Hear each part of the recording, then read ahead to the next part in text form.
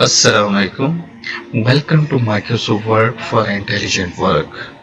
This course designed for those who want to learn Microsoft Word and especially course designed to help learners start using basic Microsoft Word tasks and finally progress to more complex Microsoft Word features. This course designed for beginners to advanced and for complex works.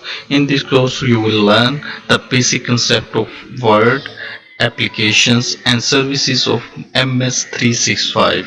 This course helps you learn the basic of Microsoft Word tasks. At the end of this course, you will know how to complete a number of complex tasks in this application. This course divided into 6 modules. Module 1 divided into 3 parts, and part 1 you will learn how to navigate Microsoft 365 account. In part 2 you will learn how to explore the basic functionality of MS Word. In part 3 you will learn how to access Microsoft 365 services.